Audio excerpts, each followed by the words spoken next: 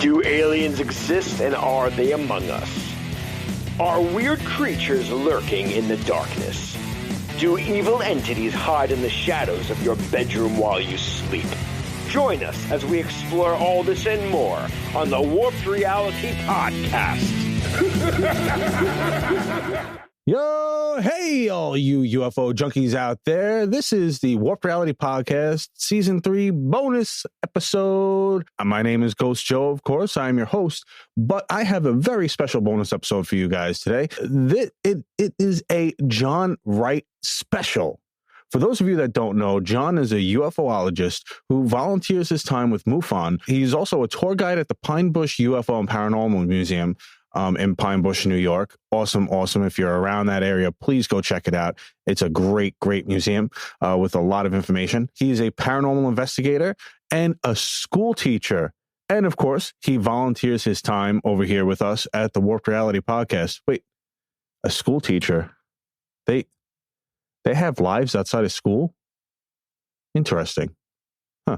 Anyway, John is going to be delving into the life and findings of who some people call the father of the Alien Abduction Movement, Bud Hopkins.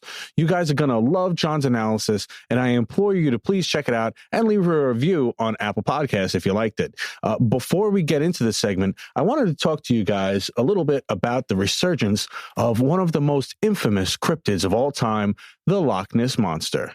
Now, the first sighting of the water monster actually was around 565 AD, but it made a resurgence in the 1930s when sightings started to pick up. The most famous photo was that of what's called the surgeon's photo, believed to be taken by Robert Kenneth Wilson, a London gynecologist. I'm sure he's seen way more interesting things than the Loch Ness Monster, and scary. But I digress. It was a blurry picture with a silhouette of a large creature's neck and head protruding from the Loch Ness water. It's the infamous one that pretty much everybody knows. The picture was actually deemed to be a hoax concocted by Mr. Marmaduke Wetherell. Wetherell? Mr. Wetherell, or Duke to his friends, was a filmmaker, actor, and self-styled big game hunter. He had been hired by the Daily Mail newspaper to track down his headline-making monster. He figured it'd be easier to just make it up, which he enlisted his stepson, Mr. Christian Sperling. He said to him, "Can you make me a monster?" Sperling created the head and neck, attached it to a toy submarine, and took a picture of it floating on the Loch Ness. They had Robert Wilson claim to have snapped the picture, as he is a well-respected in the community and is known for looking at horrific monsters and large hollow spaces. Get it? Because he's a gyno. Anyway, Sperling had actually admitted on his deathbed to having created the monster, but a recent interest has been looming due to some sightings and pictures claiming to be Nessie. That's another name for the Loch Ness Monster. There were two separate images of the Loch Ness Monster taken just 4 days apart from each other in 2018. The first of those was taken by 51-year-old translator Chai Kelly.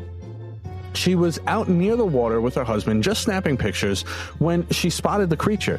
The next was taken by 12-year-old Charlotte Robinson of Leeds, Yorkshire. She was staying at a vacation lodge at the time when she witnessed Nessie about 50 feet away.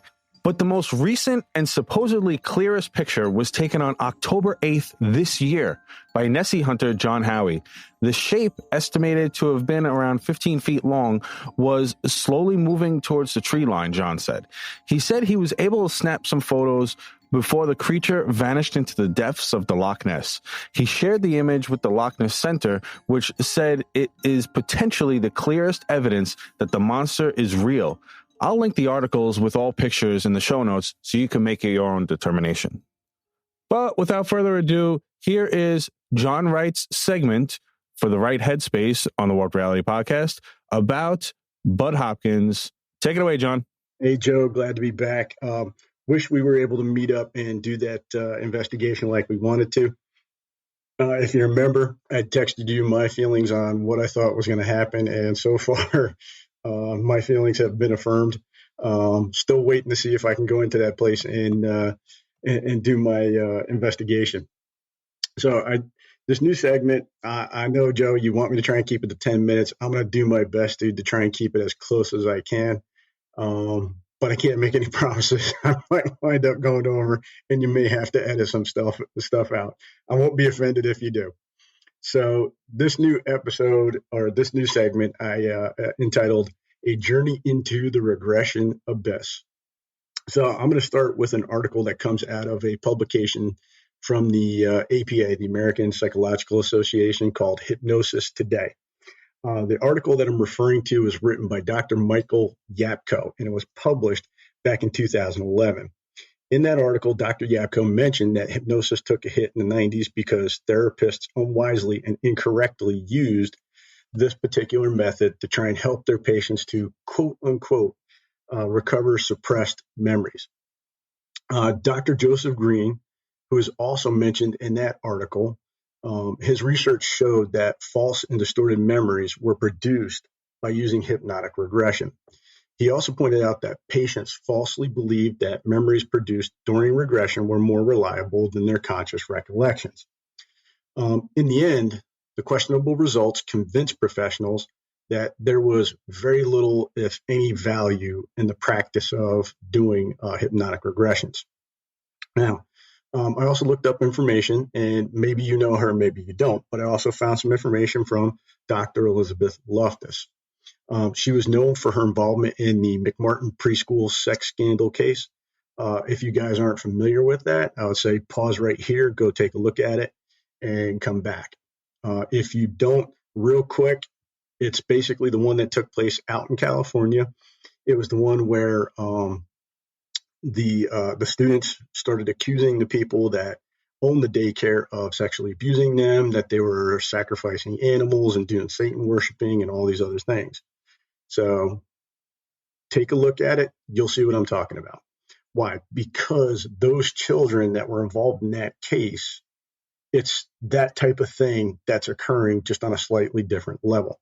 In any case, she is one of the leading experts on memory, and she was able to reaffirm the belief.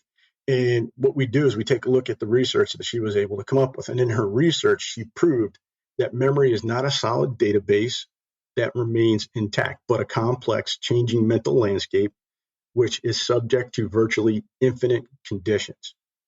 Now, what is she talking about there? She's saying that your memory can be influenced by all kinds of different things. And in her research, she found that there are some important connections, such as sleep deprivation and coercion. Basically, what happened in this particular case, even though these children were not put under hypnotic regression, there were things that, even though they weren't regressed, but because maybe they didn't get enough sleep because they were worried and upset about different things that were going on at that time, or the woman who was the therapist that was having the sessions with these young children. And basically what was happening was she was having them by either saying things with a puppet or, oh, come on, you don't want to be stupid, do you? And again, guys, I apologize. You can look this stuff up and you can find out more information on it. But in the end, what it proved was memory is not infallible, that there are certain conditions that can kind of warp our memories, so to speak. And so what it does is it makes you more susceptible to what she referred to as false memories, and that those false memories would produce dire consequences. Now, I know right now you're probably thinking, why is this dude talking about like all these different people and everything else? And this segment's supposed to be about Hopkins. So I'll do it this way. The answer's simple. I want to relay what experts have established as guidelines for regression sessions. So it's like one of those things where it's been a while. I'd love to go back and I'd love to flash forward again. But again, I told you I'd try to keep this to the 10, maybe 15 minute realm. Who knows? I might, well, most likely I'm probably going to go over that. In any case, its validity as a useful tool. So is it or is it not useful? And then compare it to what prominent and I'm gonna do the air quote thing, ufologists did during their sessions. Now, as far as credentials are concerned, you're sitting here thinking, oh, this guy, he's doing the hypnotic regression sessions, all this other stuff. He got to have a background in psychology. Wrong. That isn't even close. He has a bachelor's of arts degree from Oberlin College. He studied art at Columbia University. One of the things that it never did was mention if he had actually earned a degree from Columbia University. The other thing that you find is that he sold tickets at the museum, the Modern Museum of Art, and that he never attended in no way, shape, or form at any point during his life a medical school of any kind. Now, as far as experience is concerned, he watched professionals perform hypnotic regression for 8 years. Doesn't mean you're qualified or you're anything close to an expert in regression. Hell, I've had plumbers come over to my house and fix my water heater and replace my water heater. And I've watched that for 26, 27 years. Just because I've watched the plumber come into my house and do that stuff doesn't make me qualified, and it doesn't make me an expert. That just means I've observed. Doesn't mean that you can do it and that you can do it at a very high level. Now, as far as his what got him kind of kicked off into the whole ufology thing from art. Bud's first encounter occurred back in August of 1964 in Truro, Massachusetts. If you're a Cape Cod fan, then you know that name. He notified the local Air National Guard of an incident.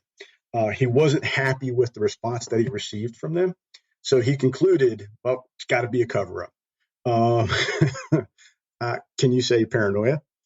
So from that point, he actually began collecting information from people claiming to have encounters or contacts with aliens. The key item that he would begin to focus on is 2 words: missing time.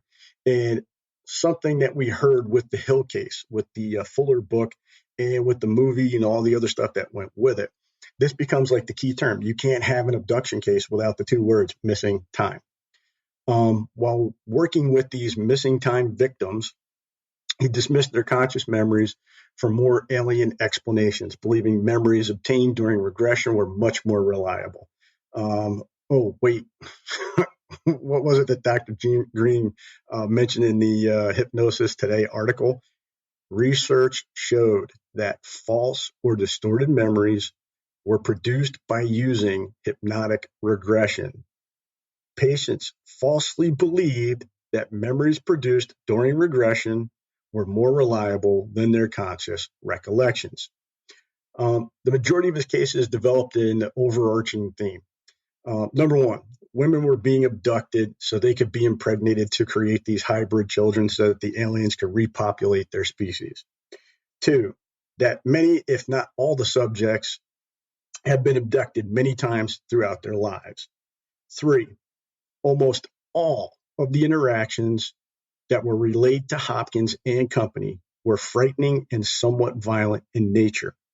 In other words, traumatic. So the big question is, why the similarities? I always ask this question: what's the common denominator? Whether you go from one case to another case, there's one common denominator. That common denominator is Hopkins and company. His beliefs of what was happening permeated every aspect of his investigations. A term comes to mind: confirmation bias. Had his mind been made up prior to the investigation? Well, I'm thinking in most of these cases, yeah, because that's what he went out looking for. So the problem is, if you have that in your head, no matter what you look at, no matter how you look at it, it's always going to come back to that one thing. And I've always said this to people. One of the things that you have to be is objective. You can't lose your objectivity. You have to be as scientific about these things as you possibly can. Moving on. He believed that aliens had the ability to suppress memories of traumatic events, which stands in stark contrast to what experienced psychologists and psychiatrists have documented about trauma. So, examples of stories. I could give you a couple examples just from my lifetime, right? So here's one of them. I was 6 years old. I can remember everything that happens with it.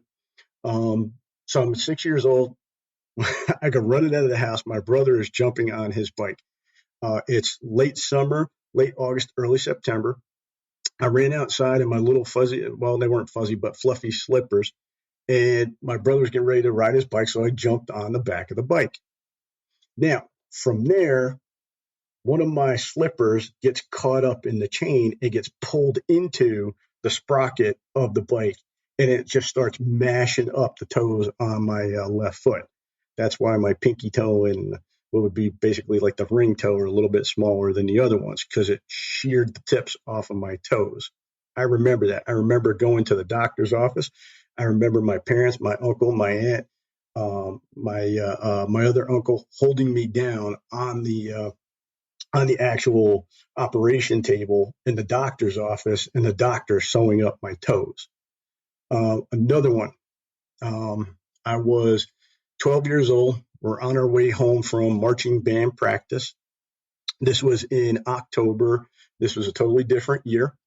This was when I was in 5th grade, and Don McLean's song Miss American Pie comes on the radio, and you have my dad, my brother. My dad's driving, my brother's in the shotgun seat, and I'm in the back.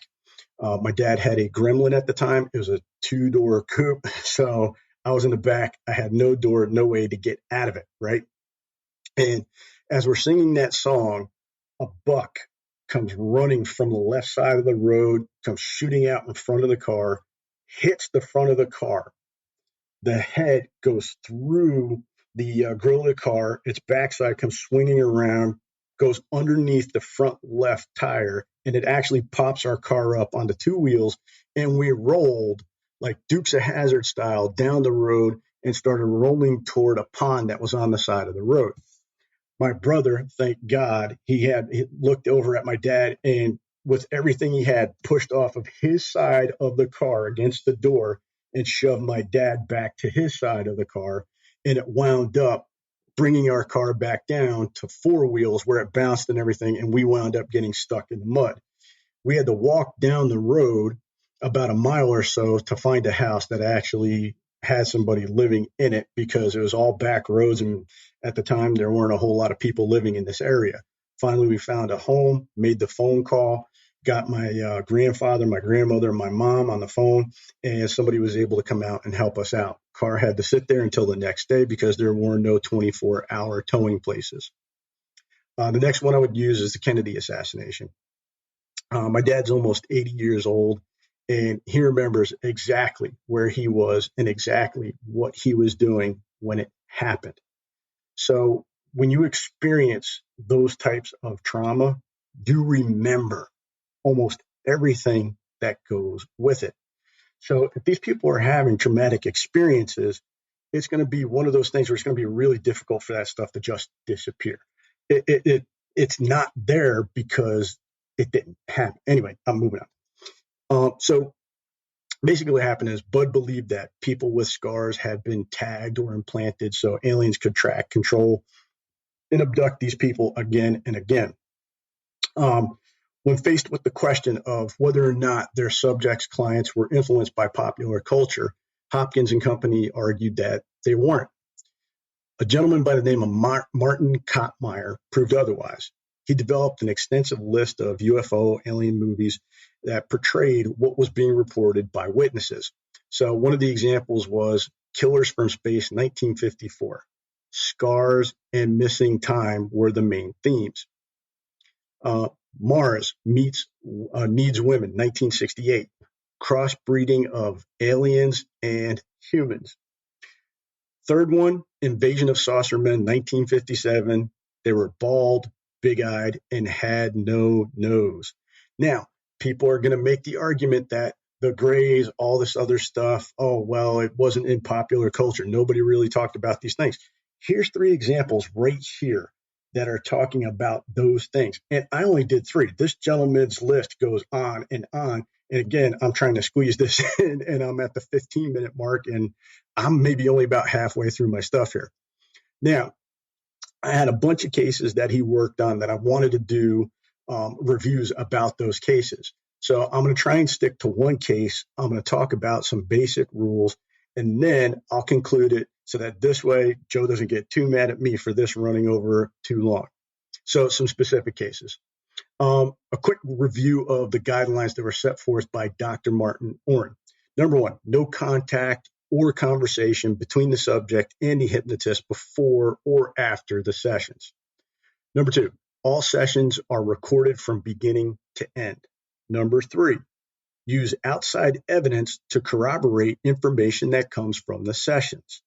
Number four, no one other than the hypnotist and the subject should be in the room. Number five, the subject can never be told they will recall anything prior to being brought out of hypnosis. Why? Because as Dr. Martin said, it's going to cause pseudo memories. Those pseudo memories will become a part of that person's conscious memory. Now, the one case I'm going to look at here is the case of Virginia Horton, which took place in 1979. She was a 35-year-old businesswoman who lived in New York City. She was told about Bud Hopkins, came into contact with him somewhere along the way, and she told Hopkins about a weird incident that she had remembered from when she was about 6 years old. Excuse me. And of course, we have the two words, experienced missing time. She mentioned a cut that she had on her leg, but she couldn't remember how it had happened. Now, Virginia's mother was interviewed about it. She couldn't recall the incident either, which indicates probably it wasn't anything major. I could tell you that if it was me and you asked my parents about how I sheared my toes off or how when I was 4 years old I bit my tongue off and they had to sew it back on, she'd be able to tell you everything that happened with it. So if it was just a minor boo-boo, then just like any parent, you're probably not going to put a whole lot of time and effort into remembering those things. Anyway, Hopkins had several discussions with Virginia prior to the regression session. This is his standard MO, folks. This is his standard modus operandi. He had seen, or had she seen UFOs? Had she dreamt about UFOs? Had she seen anything unusual? Had she seen any unusual craft? That sort of stuff. She told Hopkins about a dream she had when she was 13 years old, in which she was visited by a UFO naut and that she had traveled through space. She also said when she was younger, she wanted to be an astronaut. Well, this violates guideline number one. Next, the session was conducted by Dr. Aphrodite Claymore in the presence of Hopkins. Oops, violation again. Why? She just violated guideline number 4. Why? Because the only person that should be in the room is the person conducting the regression. Shouldn't be anybody else. Why? Because anything that they do, anything that they say, anything like just a slight breath or a, oh my God, that can all influence the person that is under hypnosis. Moving on.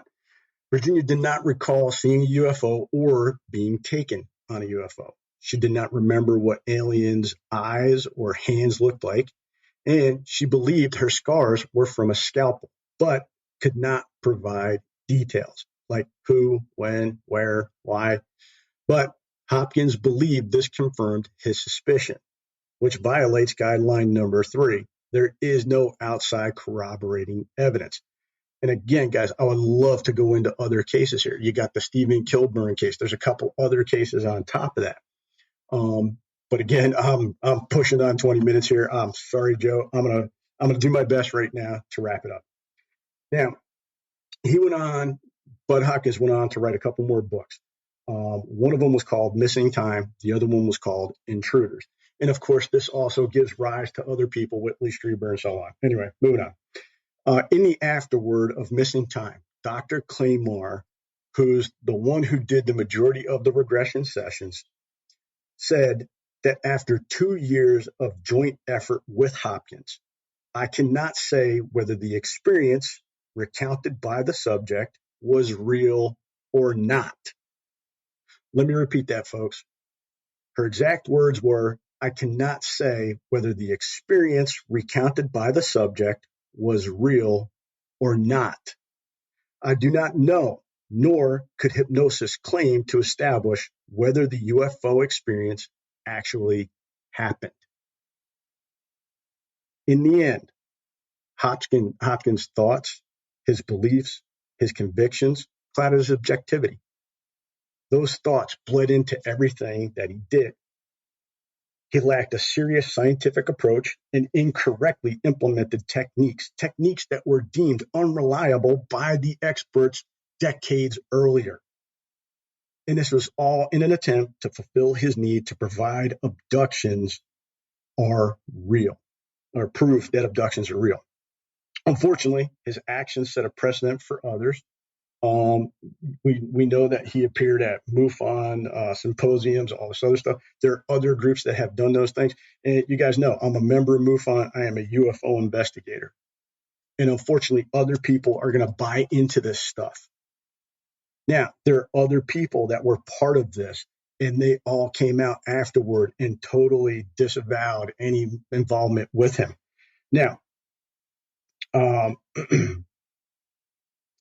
when the actual experts weigh in, the amazing part is they're dismissed. Like, you have all these people, whether you want to call them the ancient alien folks, and I won't give the names because I'll probably wind up with like a libel suit or some other thing.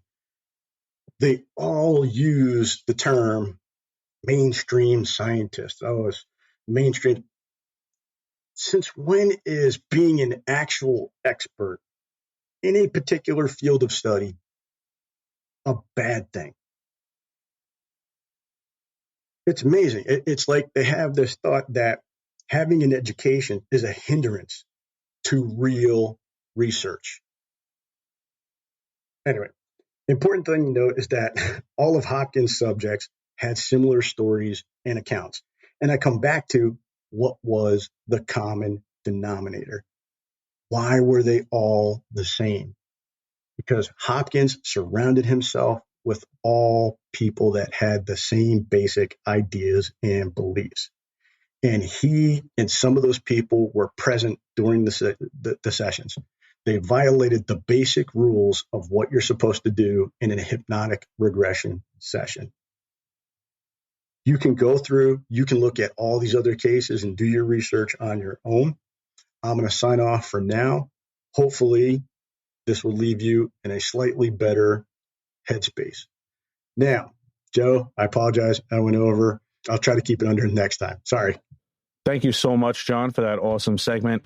And by the way, thanks for keeping it under 10 minutes, buddy. 23 minutes. All right, great. No, but I told you I would never edit it.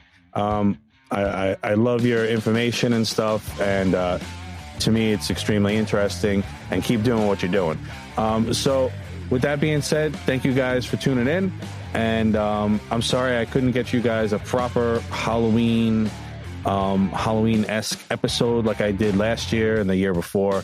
It's been kind of crazy with work, and my job sucks. So, have a great night, and I will talk to you guys next time. Later. Thank you for listening to the Warp Reality Podcast, and thank you to all my guests and contributors that help make this show possible. For more episodes, guest info, social media links, merch, and more, please check out warprealitypodcast.com. If you have a paranormal experience you would like to share, questions, comments, or you'd like to be a guest in the show, please leave me a voicemail at 845-600-0744, or you can email me at ghostjoeny@gmail.com. You can do so anonymously if you'd like. Also, I'd greatly appreciate it if you could leave me a review on Apple Podcasts or warprealitypodcast.com. Have a great night, everyone, and don't forget to change your shorts.